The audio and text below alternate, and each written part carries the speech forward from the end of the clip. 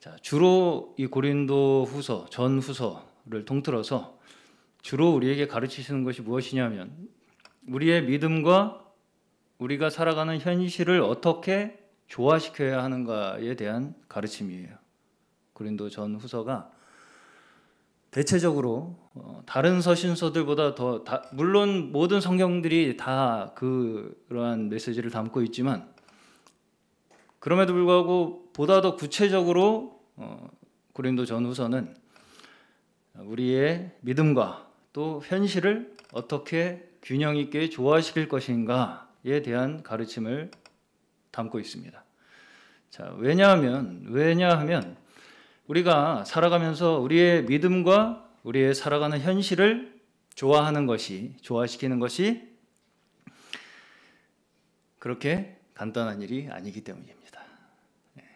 우리는 우리가 단순히 뭔가를 깨닫고 안다고 해서 이것이 한 번에 해결될 것이다 라는 기대를 가지기가 쉬운데 결코 우리의 현실을 믿음으로 해석해낸다는 것이 녹록하지 않습니다.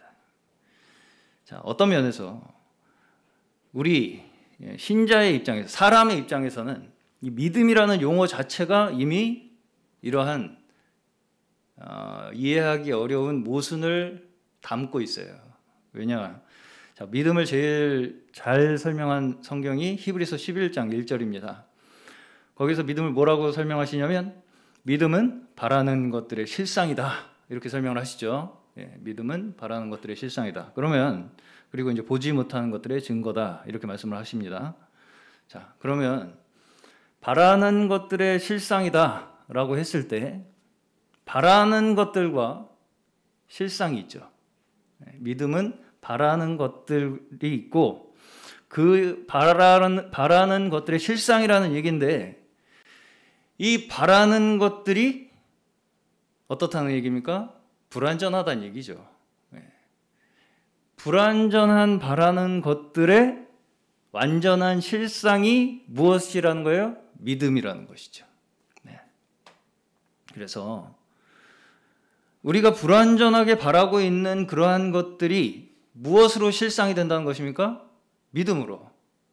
믿음으로써 우리가 불완전하게 뭔가를 바라고 있는 것들이 믿음으로써 그게 실체화가 된다는 거예요. 자, 그래서 이제 그 불완전함의 원인이 무엇인지를 히브리서 11장 3절에서는 설명합니다. 뭐라고 설명하시냐? 보이는 것이, 이 나타난 것이, 지금 우리의 눈에 보이는 그 모든 만물이 무엇으로 말미암았다고요? 보이지 않는 하나님의 말씀으로 말미암았다. 이렇게 설명을 해요. 다시 말씀드리겠습니다. 이 불완전함의 원인이 무엇이냐? 우리의 눈으로 보이는 이 보이는 것들이 완전하신 하나님의 말씀으로 말미암았기 때문에 우리의 눈으로 그냥 이 세상을 보이는 것으로만 판단하는 것은 완전하다는 것입니까? 불완전하다는 것입니까? 불완전하다는 얘기죠. 그래서 우리의 육신의 눈으로 판단하는 보이는 것과 보이는 세계와 하나님의 말씀으로 말미암은 진리의 영역의 세계의 사이에 우리가 놓여 있다 라는 말씀이에요. 그러면 이 사이에서 우리가 하나님의 진리의 말씀을 우리의 현실로 적용하기 위해서 필요한 게 뭐라고요? 믿음이라는 것이죠. 믿음이라는 것입니다. 그래서 여기에서 우리가 겪는 모순의 힌트가 있습니다. 믿음이 없이 바라는 것. 만약에 우리가 뭔가를 바라잖아요. 근데 거기에 믿음이 없다. 그렇다면 그것은 우리가 바라는 것이 이루어지든 이루어지지 않든 그것이 의미가 있다는 얘기입니까? 없다는 얘기입니까? 아무런 의미가 없다는 얘기예요. 실체가 없다는 것입니다. 믿음이 없이 그냥 바라기만 해. 그냥 뭔가 내가 원하는 걸 바라기만 하는 그러한 우리의 이 마음은 그게 심지어 내가 바라는 게 이루어져도 공허하다는 것입니다. 실체가 없이 그저 공허하게 사라져 버릴 뿐이라는 얘기예요. 그리고 이제 바라는 것들의 실체인 믿음. 이 믿음, 그렇죠? 우리가 바라는 것들이 결국은 완성이 되기 위해서 필요한 게 믿음인데, 이 믿음과 뭐 사이에 우리가 놓여 있다고요? 눈으로 우리가 보는 이 세상에 날아가 버릴 것 같은 우리의 바램 사이에 우리가 놓여 있다고요. 한마디로, 그렇죠? 내가 원하는 거, 한마디로 쉽게 얘기하면 내가 바라는 거, 믿음이 없이 그냥 내가 바라는 거, 내 욕심적 욕망, 내 육신의 소욕과 믿음으로 우리가 바라보는 정말 진리로 이루어지는 세계의 그 사이, 거기에 우리가 있다라는 것입니다. 자, 특히 이제 이걸 좀 쉽게 우리가, 쉽지는 않지만 그나마 비교적 이야기를 풀어주는 성경이 구약 성경입니다. 구약 성경에 특히 사사기와 욥기가 굉장히 고린도 전후서의 내용과 흡사합니다. 그래서 사사기와 욥기에서 나타나는 그 신자들의 모순적인 모습과 이 고린도 전후서에 나타나는 성도들의, 신약의 성도들의 이 모순적인 모습이 너무너무 비슷해요. 그래서 이게 연관돼서 많이 이렇게 인용이 됩니다.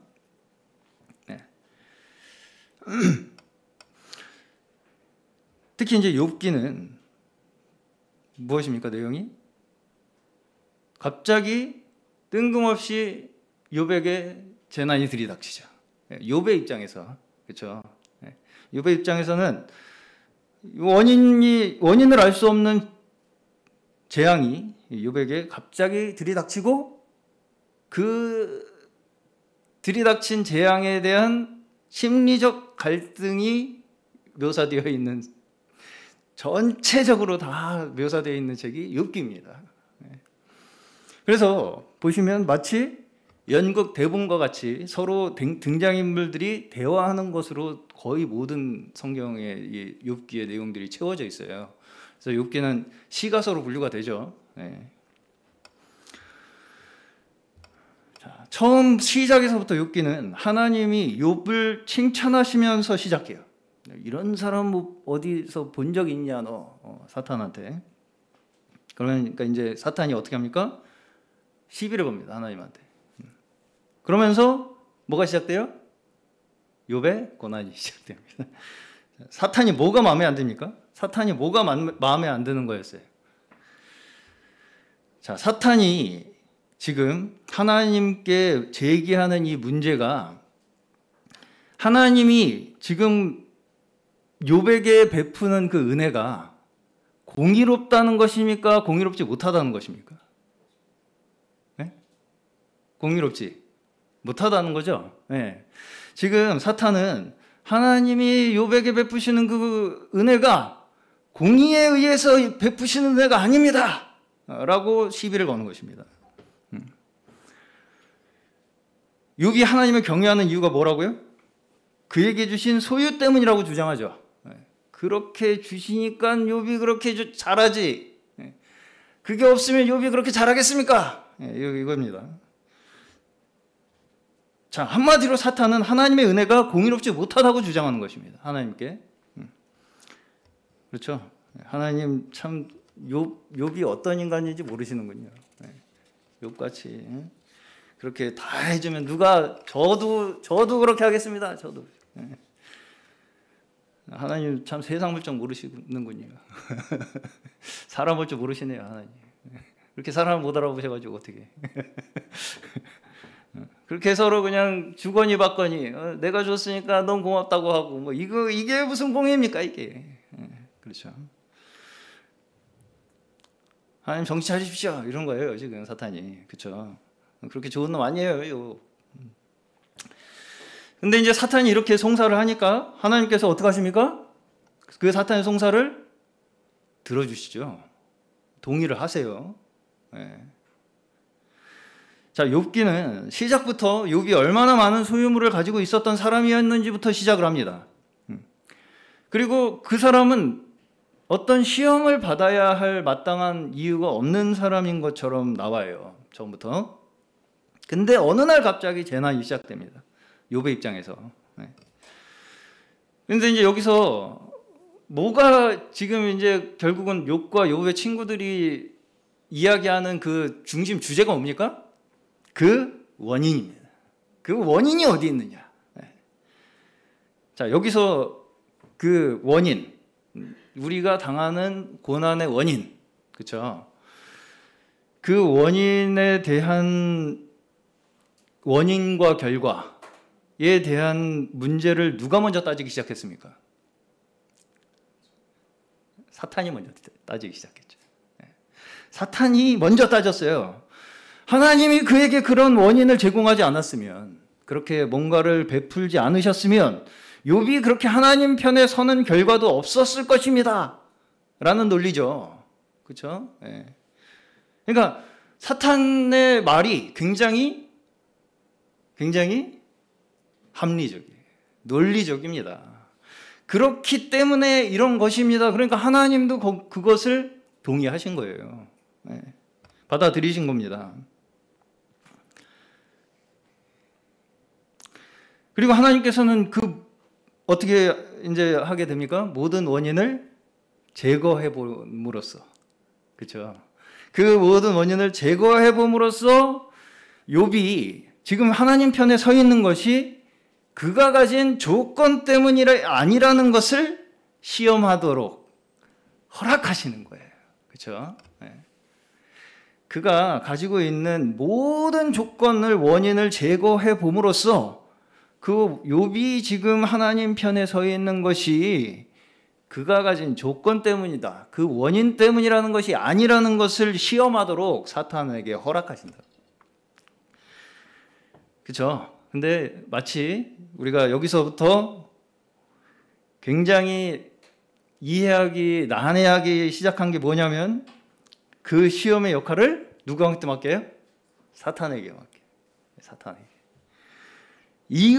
여기서부터 우리의 이해의 범주를 넘어섭니다. 벌써 사실은 그냥 우리는 뭐 사탄이랑 하나님이랑 어떻게 대화를 하셨는지 모르겠지만 굉장히 뭔가 적대적일 것 같은 그런 관계일 것 같이 생각이 드는데, 여기서는 사탄이 와서 하나님께 뭔가 막 이렇게 이의 제기를 하니까 하나님은 그래 해봐 그러면 라는 어떤 그런 그림이 나온다고요. 그렇죠? 여기서부터 사실은 우리가 가지고 있는, 왜 이것이 이해가 쉽지 않느냐, 이미 우리가 그러한 흑백 논리를 가지고 있기 때문이에요. 흑백 논리, 우리가 가지고 있는 흑백 논리식의 이해의 범위가 있기 때문에 하나님과 사탄이라는 어떤 그 관계를 우리 나름대로 해석하고 우리 나름대로 관점으로 바라보려고 하는 그 우리의 보이는 영역에서의 관점이 이미 우리의 머릿속에 들어와 있기 때문에 이걸 우리가 이 성경에서 하나님의 말씀으로 이해하는 이해력이 다소 떨어지는 거예요. 그렇죠? 그래서 우리는 굉장히 사실은 이렇게 복잡하게 생각하고 싶지 않습니다. 단순하게 이해하고 싶어요. 그냥 내가 지금 힘들어. 내가 지금 고통이야. 뭔가 내가 내 뜻대로 안 돼. 그러면 뭐로 생각하고 싶어요? 사탄의 공격. 이렇게 생각하고 싶어하고, 내가 원하는 대로 잘 돌아가고 잘 돼야만 뭐라고 생각합니까? 하나님의 뜻이라고 생각하지. 그렇게 단순하게 생각하고 싶어 한다고요, 우리는. 근데 여기서 그렇습니까? 그렇습니까? 하나님의 이 욥에게 내려진 시험이 하나님과 상관없이 사탄이 공격한 거예요? 그렇게만 얘기할 수 있는 게 아니죠. 아닙니다. 그렇죠? 실제로 욥에게 재난이 닥치고 모든 조건이 사라지니까 욥은 어떻게 합니까? 사탄의 예상대로 됩니까? 안 됩니까? 처음엔 사탄의 예상대로 돼요. 마치 사탄이 예상한 대로 하는 것 같이 처음부터 어떻게 시작하냐? 내가 태어난 날이 없었으면 좋았겠다. 네. 내가 왜 날 태어나게 만드셔가지고 이 고생을 시키시냐 부터 시작을 해요. 내가 태어난 날을 저주한다. 그날 아무도 안 태어났으면 좋았을걸. 이런 말도 안 되는 얘기를 하면서 하나님을 원망을 합니다. 자, 여기서 이제 조금 이해를 돕기 위해서 이 모습을, 이 이제 천상에서 일어난 일이잖아요. 하나님과 사탄과. 이 모습을 지금 우리의 차원에서 이 법원의 장면을 떠올리시면 좀 이해가 쉬울 거라고 생각합니다. 자, 욥은 뭐예요? 피고예요. 피고. 그러면 사탄은 무엇일까요? 검사. 하나님은 판사시겠죠. 판사, 재판장. 그러면 사탄은 검사로서 뭐를 합니까? 계속 피고 욥의 유죄를 입증할 근거를 집요하게 물고 늘어집니다. 이거 나쁜 놈이에요. 이거 기소해야 됩니다. 이거.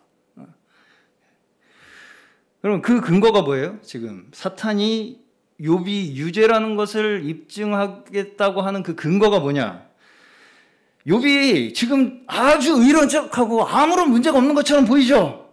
근데 그가 그렇게 행동할 수 있는 게 뭐라는 거예요? 하나님이 그렇게 만들어 주셨으니까 그렇게 할 수 있는 겁니다. 하나님, 착각하지 마세요. 나쁜 놈이에요. 지가 갖고 있는 거 없으면은 바로 배신 때릴 놈입니다. 이거죠. 그게 하나님께서 오냐오냐 하시니까 말 잘 듣는 척 하는 거지. 좀만 자기 뜻에 안 맞으면 바로 뒤통수 때리고 배신 때릴 놈이라. 그렇게 이제 얘기한 겁니다. 사탄이.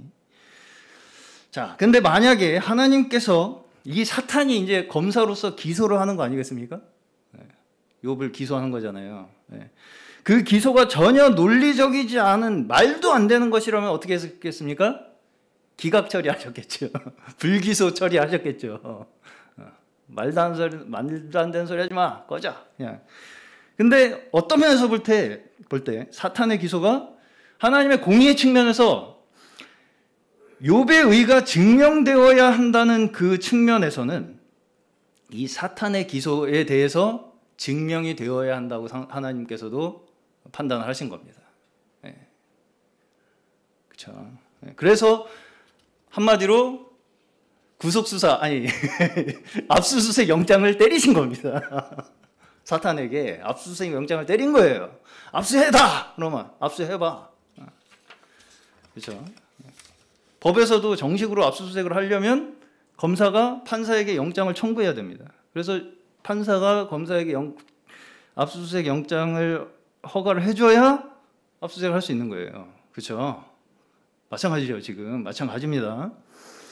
욥기에 비유한다면 하나님께서 사탄에게 욥에 대한 수색 영장을 발부하신 거예요.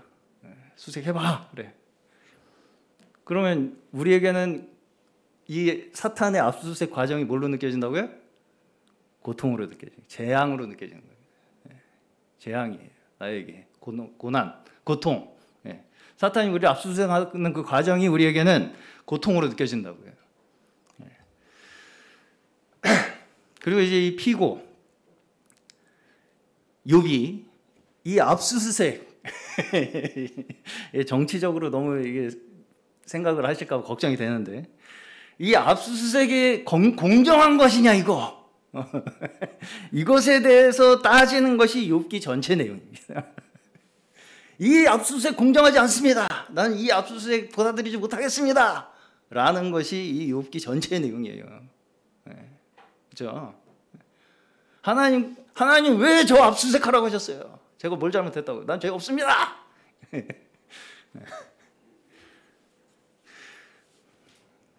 실제로 욥기에서 욥과 욥의 친구들은 욥이 지금 당하고 있는 고통을 하나님과 사람의 대립으로 이해합니다.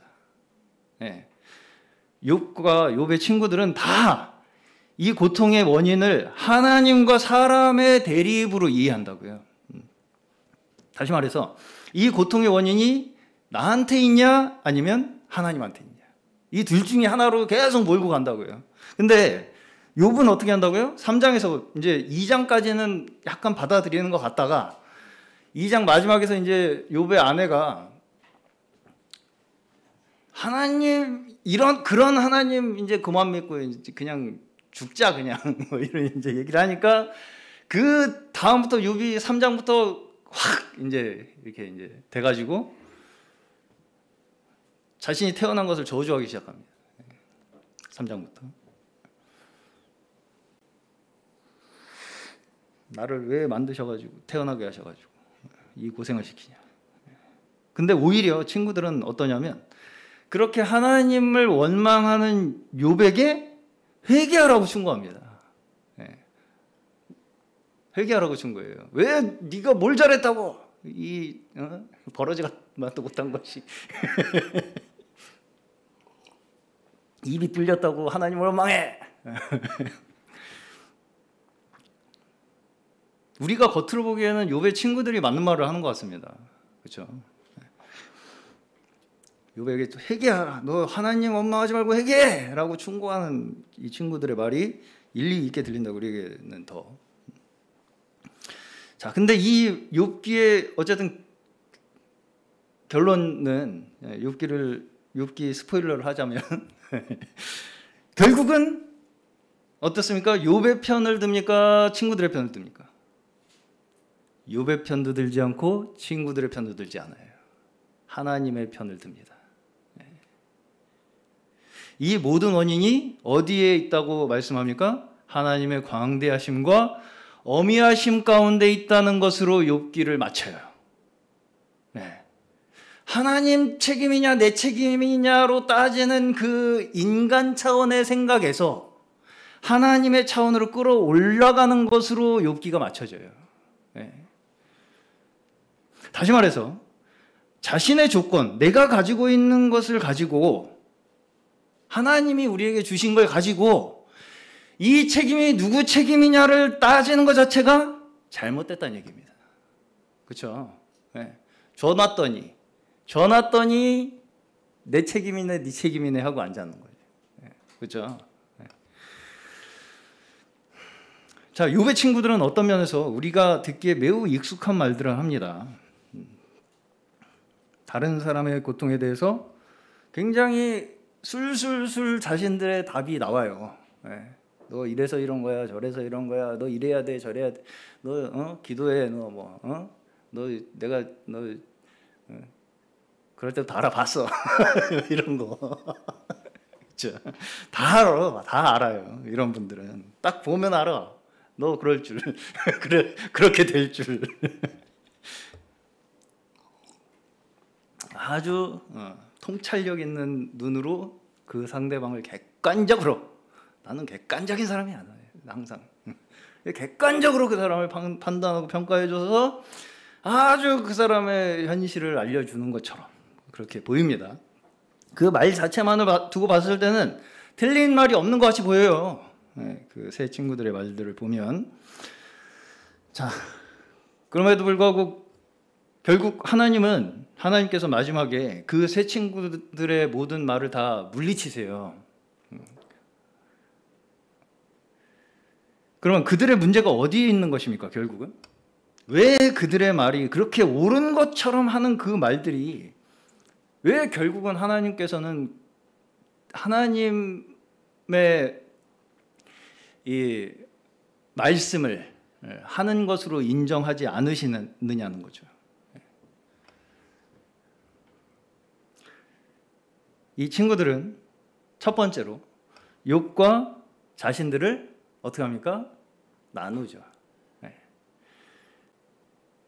어떤 면에서 이 욥의 친구들은 욥이 지금 당하는 그 고통을 분석하고 해석함을 통해서 자기가 생각하는 논리, 그렇죠? 내가 생각하는 그 답, 그것이 옳다라는 것을 증명해내려고 하는 것처럼 보입니다. 그 욥이 너 그렇게 되는 거 보니까 내 생각이 맞네 라는 것을 증명해내려고 하는 것처럼 그렇게 보인다는 거예요. 자, 그러나 욥기의 결론은 결국은 뭘 얘기하는 것이냐면 사람은 누가 누구에 대해서 옳다 그르다 판단할 만한 처지가 근본적으로 아니라는 것입니다. 아니라는 거예요. 평가라는 것은 더 높은 차원에 있는 존재가 하는 거예요. 그렇죠? 네. 근본적으로 우리가 인간이라는 본질 자체에 대해서 서로를 평가한다는 것 자체가 의미가 없다. 너희는 서로 그럴 만한 처지가 아니다. 라는 것을 욥기에서는 말씀하시는 거예요. 사람이 사람을 평가하려고 하는 것은 모두 자기 스스로를 어디에 두려고 하는 것입니까? 결국은 하나님의 위치에 두려고 하는 것이죠. 결국은 그들 또한 어디에 결국은 갇혀 있는 것입니까? 사탄이 시작한 인과 법칙에 갇혀 있는 거예요.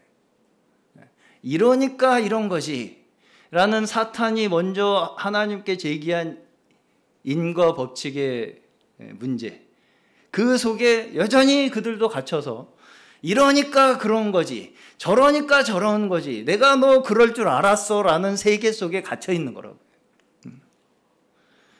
사탄은 계속해서 우리의 이해의 범주를 우리의 눈에 보이는 영역 속에 가두어 두려고 합니다. 내가 눈에 보이는 세계 속에 우리의 이해를 거기에다 가두어 두려고 한다고요. 사탄은 계속. 그래서 내가 가진 어떤 조건이 하나님의 축복의 결과를 가지고 올 거다 라고 하는 인과 법칙에 우리를 가두어 두려고 합니다. 다시, 내가 어떤 가지고 있는 조건, 내가 이렇게 열심히 하니까 하나님이 나를 축복하실 거야 라고 하는 인과 법칙 있죠. 거기에 우리를 가두어 두려고 한다고요. 그게 너무 우리가 생각하기엔 당연하게 들리시겠지만 그 조건에 사탄은 계속 우리를 묶어두려고 해요. 그래서 그게 아니면 하나님이 나를 축복하시지 않는 것 같고, 그게 아니면 하나님이 나를 떠나신 것 같이 느끼게 만들게 한다고요. 근데 여기 욥기에서 그렇습니까? 시험이 하나님이 우리를 떠나신 거예요? 우리가 당하는 시험이 하나님이 우리를 떠나고 버려서 우리가 당하는 거냐고요, 시험이. 아니죠. 네. 그걸 우리가 믿는 겁니다. 네. 우리는 때때로 내가 원하는 모습이 이루어지는 것에 하나님의 축복을 거기다가 가두어 두려고 한다고요. 여기에 사탄의 송사는 사실 어디에서 일어나는 것입니까? 우리의 마음속에서 일어나는 거죠. 우리 마음속에서 계속해서 일어납니다. 내가 가진 재산, 내 가족, 내 건강과 같은 우리의 외부적인 조건들을 의지해서 거기에 하나님의 축복을 제한해 놓으려고 하는 그 마음 자체가 사탄의 송사입니다. 무슨 말씀 이해 가시죠? 내가 이러니까 하나님이 날 축복하신 거야 라고 하는 데다가 하나님의 축복을 가두어 두게 하는 그 마음이 결국은 사탄의 송사라고요. 그리고 하나님께서는 끝까지 우리의 무죄를 입증하시기 위해서 우리를 시험하십니다. 왜? 하나님은 공의의 하나님이시기 때문입니다. 하나님은 공의의 하나님이시기 때문이에요. 그 공의의 재판이 열리는 곳이 어디예요? 그 공의의 재판이 열리는 곳이 우리의 현실입니다. 우리의 현실 속에서 이 재판이 계속해서 벌어지고 있는 거예요. 우리의 한 사람 한 사람 매 순간의 삶 속에서 이 재판이 끊임없이 열리고 있습니다. 그리스도의 심판대 앞에서. 그렇죠?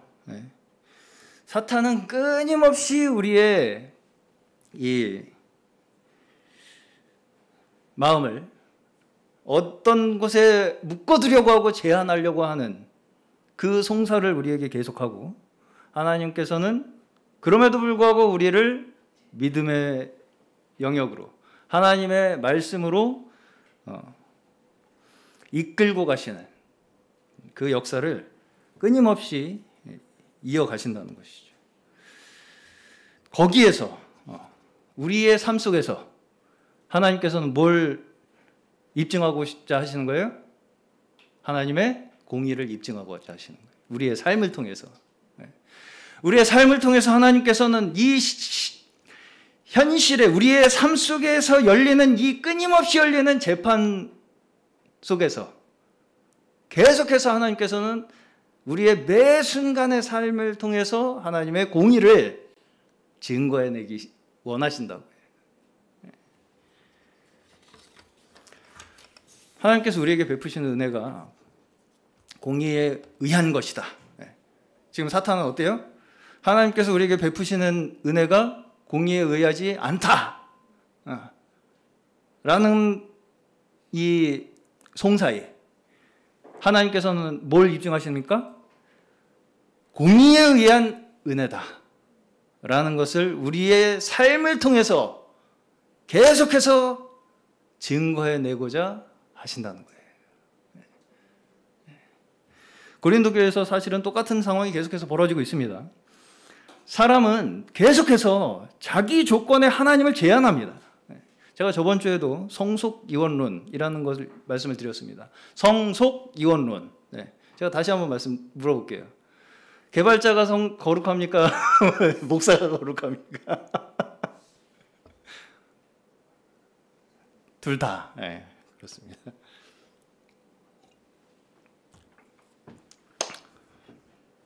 성속이원론의 문제가 뭡니까?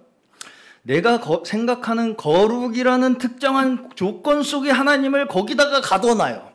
그렇죠? 이래야 거룩한 거야. 그래서 그걸 통해서만 하나님이 함께 하시는 거야. 라는 데다가 하나님을 딱 묶어놓고 나만 거기 가서 하나님 이렇게. 그래서 하나님이 함께 하시는 이런 조건, 이런저런 조건들을 만들어서 그래서 내가 그걸 함으로써 하나님을 어떻게 해요? 소환해요. 소환. 그렇죠? 결국은 그거 하나님을 소환하는 겁니다. 내가 이렇게 했으니까 하나님 오세요. 이거잖아요. 그렇죠? 요새 이제 파묘라는 한국 영화가 유명합니다. 파묘. 보셨나요? 못 보셨어요? 네. 대체적으로 이제 무속신앙에 대한 이야기입니다. 무속신앙. 우리나라 무속신앙. 그래서 이제 뭐 조상신이 조상신을 잘 모셔야 된다. 무덤을 잘 써야 된다. 뭐 이런 얘기예요. 근데 이제 뭐 그런 게 이제 중요한 게 아니라 거기 이제 뭐 그 영화뿐 아니라 우리나라 이제 무속신앙을 보면은 뭐가 있습니까? 무속인들이 신을 부르는 특정한 주술 행위가 있죠. 그래서 이제 거기 보시면 돼지를 걸어놓고 사람인 척해서 귀신을 속인다 이래요. 그러니까 돼지를 걸어놓던지 뭐 닭 막 이렇게 잡아가지고 막 피 뿌리고 막 이런 거 있잖아요. 그 무속 신앙에 보시면 그게 다 귀신을 속이기 위한 거라는 거예요. 사람인 척해서 사람을 대신해서. 그러면 이제 그거에 속아서 귀신이 온다는 거죠. 거기 귀신이 와서 뭔가 자기들이 원하는 의사소통을 하는 거예요. 그러면 여러분께서는 하나님을 소환하는 어떤 특정한 의식이 있다고 생각하십니까? 하나님을 소환하는 어떤 특정한 의식. 내가 뭔가를 어떻게 이렇게 잘하면 뭔가 막 의식을 하면 내가 뭔가 막 내가 생각하는 어떤 거룩한 뭔가를 하면 누가 나 불렀냐 이렇게 오실 거라고 생각합니까? 하나님께서? 이것이 바로 하나님을 망령되이 일컫는 것입니다. 하나님을 망령되이 일컫는다는 것이 바로 이런 거예요. 내가 어떻게 하면 하나님이 거기에 뭐 어떻게 하실 거다. 이 부분에 대해서 제가 성속유언론이라는 개념을 통해서 여전히 우리에게도 이러한 다소나마 이 영지주의적 사고방식의 영향이 남아있다. 이렇게 말씀을 드렸습니다. 자, 그러면 왜 우리가 이렇게 계속해서 나누려고 한다고 말씀드렸습니까? 나의 옳음을 스스로 증명하려고. 내가 이렇게 했더니 하나님이 나한테 이렇게 하셨어. 내가 이렇게 했더니라는 조건, 원인. 그랬더니 이렇게 하셨어라는 결과. 원인과 결과를 내가 만들어내죠, 계속. 그 원인과 결과 속에 하나님을 가두어요, 자꾸 우리는. 그래서 나를 옳다고 자꾸 주장하고 싶어 하는 것입니다. 그런데 문제가 뭐냐? 우리가 지금 눈으로 보고 귀로 듣고 피부로 느끼는 이 모든 것들에 대한 판단이 어디까지 우리의 삶 속에 영향을 미치고 있는지 우리 스스로는 깨닫기가 어렵다는 데 있습니다. 내가 지금 눈으로 보고 내가 눈으로 귀로 듣고 피부로 느끼는 그 모든 영향을 미치는 것들, 나의 삶 속에서 그것이 내 생각, 내 신앙, 내 믿음 속에 어디에까지 나에게 영향을 미치고 있는지 우리가 스스로 깨닫기가 어려워요. 지금 내가 옳다고 생각하는 거, 그렇죠? 지금 내가 거룩하다고 생각하는 거, 내가 지금 의롭다고 생각하는 그것이 과연 내 판단인지, 아니면 정말 하나님의 말씀에 의한 거룩에 의한 것인지 구분하는 것이 쉽지 않다는 것입니다. 쉽지 않아요. 그거를 오히려 이건 이거야라고 규정하는 순간 그것은 내 판단이 될 가능성이 큽니다. 내가 지금 아주 옳은 명분으로 일을 하면서 그것이 마치 하나님을 소환하는 조건이 되게 되면 뭐가 됩니까? 하나님을 망령되이 일컫는 게 되는 거죠. 내가 이 정도 했으니까 하나님이 안 도와주시면 하나님 책임이 되는 거예요, 이제. 내가 이 정도 했으면 하나님 도와주셔야지. 안 도와주시면 이제 하나님 책임이에요, 이제. 그리고 아니면 사탄의 방해 공작으로 몰아갑니다. 내 책임은 없어. 어쨌든 없어, 나는. 내 책임은 없고 하나님 책임 아니면 사탄 책임이야. 둘 중에 하나야. 그러나 우리의 신앙은 그렇게 흑백 논리로만 이해될 수 있는 것이 아닙니다. 아니에요. 욥기에서 보시듯이 사탄의 방해조차 하나님의 공의를 위한 시험입니다. 그렇죠? 사탄이 우리를 그렇게 시험하는 것조차 하나님께서 이루시고자 하는 공의를 위한 시험이라고 해요. 거기에는 우리가 반드시 넘어야 하고 반드시 우리가 풀어야 할 숙제가 있다는 거예요. 있다는 것입니다. 그냥 사탄이 나 공격하네. 그런 걸로 그냥 넘어가 버림으로써 내가 마땅히 넘어야 할 숙제, 내가 마땅히 풀어야 할 숙제를 풀지 못하고 그 시험이라는 게 무엇입니까? 내 위치가 내가 지금 어느 정도의 실력인지를 내가 스스로 알도록 하는 게 시험이잖아요. 근데 그렇게 넘어가 버리면 내가 지금 어느 정도인지를 모르게 돼요. 나는 이미 이만큼 된 걸로 생각한다고. 나는 완벽하고 나는 아주 열심히고 나는 충성스러운데 하나님이 나를 안 들어주셨어. 아니면 사탄이 공격해서 못했어. 라는 걸로 자꾸 몰아간다고 우리는. 우리는 답을 가지면 만사가 해결될 것처럼 생각합니다. 그러나 답을 아는 것과 그 답이 우리의 삶에 적용되어 가는 것은 별개의 문제입니다. 답을 아는 것과 내가 뭘 알아, 그거에 대해서 어떻게 하면 되는지 알아. 근데 그 아는 것과 실제 내 삶에 그 답이 적용되는 건 별개의 문제라고요. 오히려 내가 스스로 답을 안다고 생각하는 것은 답을 밖에만 두고 있는 거예요. 그리고 그 답이 나를 변화시키지는 못하는 삶을 계속해서 살게 되는 것입니다. 답은 밖에 있어, 그냥. 알아, 그냥. 근데 그 답이 나를 변화시키지는 못해, 계속. 욥의 친구들이 바로 그런 사람들이었습니다. 계속 답은 제시를 해. 근데 뭐가 없어요? 뭐가 없어요? 자기의 실력이 없어요. 자기 실력이 없다고요. 욥을 대하는 자기의 실력이 없잖아요. 답은 있는데. 욥은 어때요? 욥은 답이 없어요. 이것이 욥과 욥의 친구들의 차이입니다. 그리고 그 욥이 가지고 있는 그 차이, 답이 없음이 사실은 우리가 사는 우리의 현실의 삶에서 겪는 우리의 원래의 모습이라는 거예요. 답이 없는 게. 왜 태어나게 하셔가지고 이 고생을 시킵니까? 하다가 하나님 잘못했습니다. 그러다가 차라리 죽이십시오 하다가 그래서 죄송합니다 하다가 거의 정신이 반쯤 나가 오락가락해요. 그렇죠?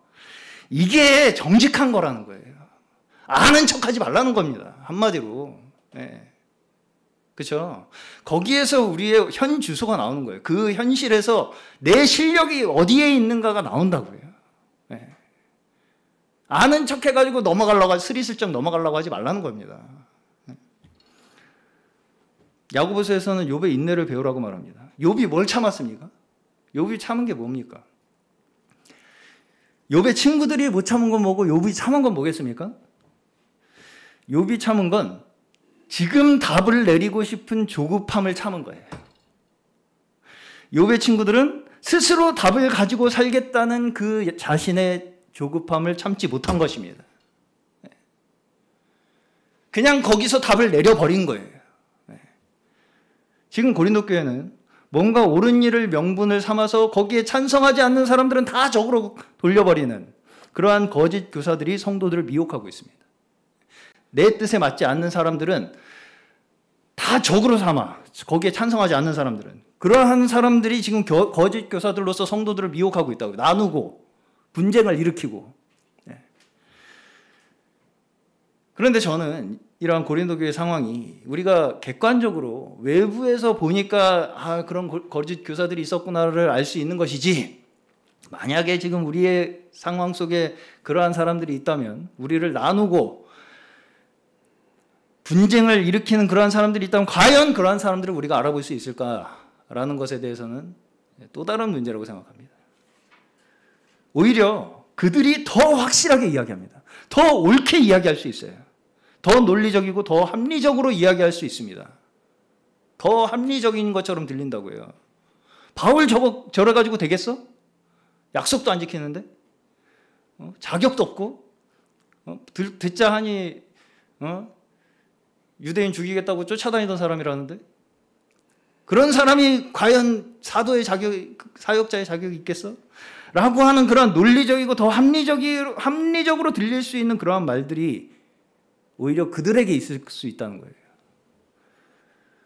그들이 하는 일이 더 충성되고 더 헌신적으로 보일 수 있습니다.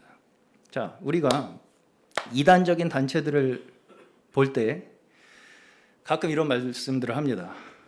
우리가 그 단체가 그렇게 잘못하는 거는 본받아서는 안 되겠지만 열심은 본받을 필요가 있다.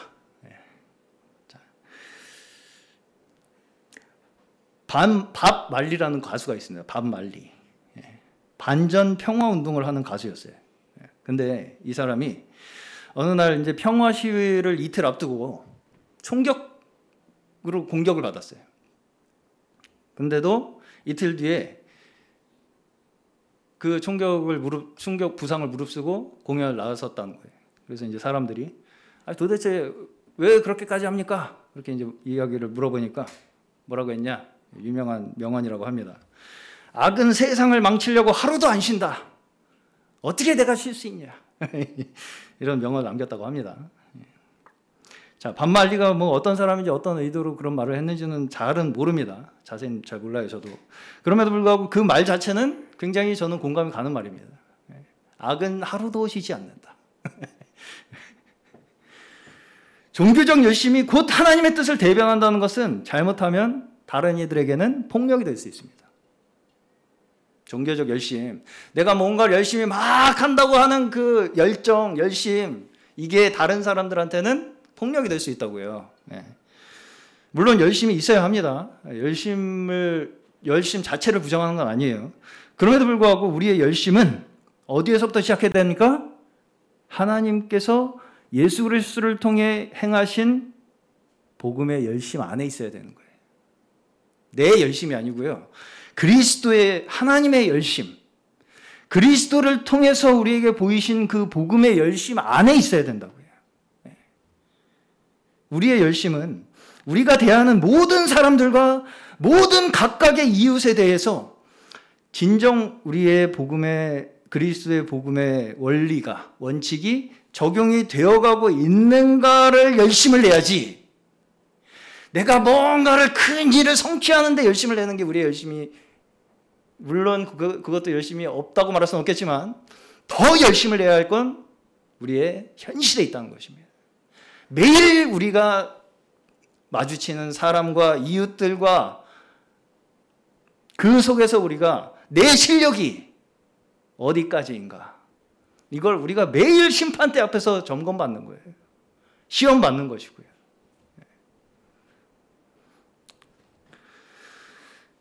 우리의 열심은 내가 뭔가를 이루어내야 하는 의무에 대한 열심이 아닙니다. 물론 외적인 일에도 열심히 있어야 되겠지만 우리가 더 열심을 내야 할 것은 오늘 말씀에 의하면 무엇입니까?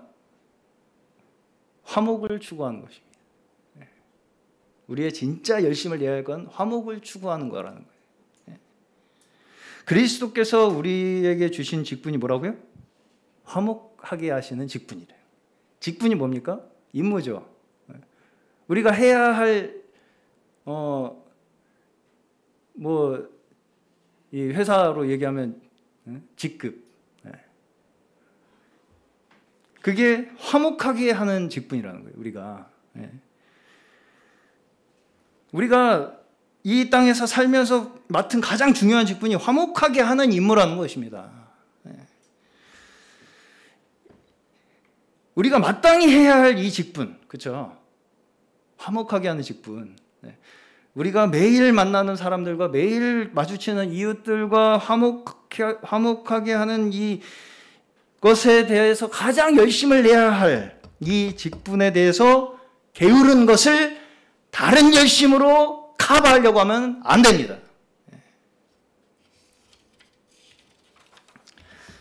오히려 그것을 우리가 변명하기 위해서 더 목소리를 높이고 이렇게 해야 된다 저렇게 해야 된다라고 하는 옳은 명분을 내세우면 내세울수록 어쩌면 우리가 진짜 맡은 직분에는 충성하지 못할 가능성이 있게 됩니다. 그러기 위해서는 먼저 지금의 내 실력이 어디인지 인정해야 합니다. 자꾸 말로 또 열심으로 뭔가 외적인 열심으로 내 실력을 커버하려고 하지 말고 욥과 같이 지금 답이 나오지 않는 내 인생을 하나님 앞에 정직하게 고함으로써 그곳에서 하나님을 바라보게 되는 것입니다. 그곳에서 하나님을 만나는 거예요.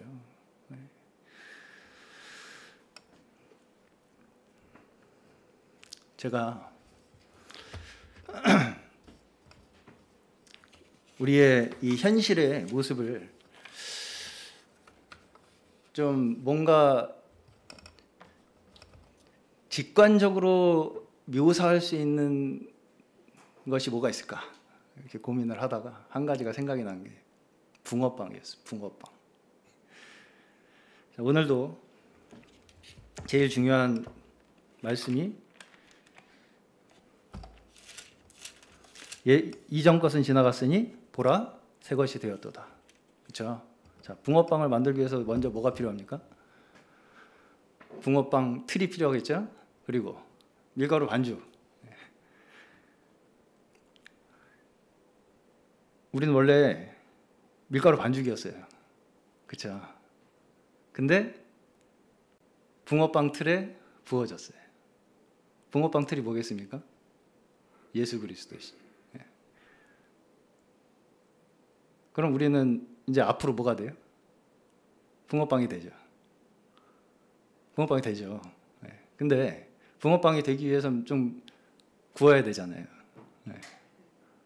구워야 되잖아요. 그거 자꾸 구워졌는데 안 구워졌는데 열어보면 어떻게 돼요? 망가지죠. 충분히 구워져야 됩니다. 그래서 우리는 붕어빵 틀을 보는 거예요. 아, 내가 이 붕어빵 틀처럼 붕어빵이 되겠구나. 예수 그리스도를 보면서 그러면서 이 삶에서 구워지는 과정을 견뎌나가는 것입니다.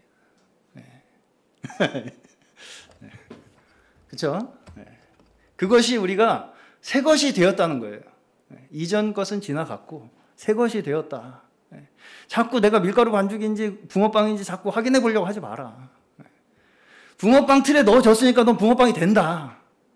이것을 우리가 믿음으로 살아나가는 저희의 삶이 하나님께서 진정 우리에게 이루고자 하시는 그리스도의 모습인 줄로 믿습니다. 오늘도 하나님께서 저희와 함께 하셔서 저희의 삶 속에서 하나님께서 이루시고자 하는 진정한 하나님의 역사가 충만한 저희 모두 되시기를 주의 이름으로 축원합니다.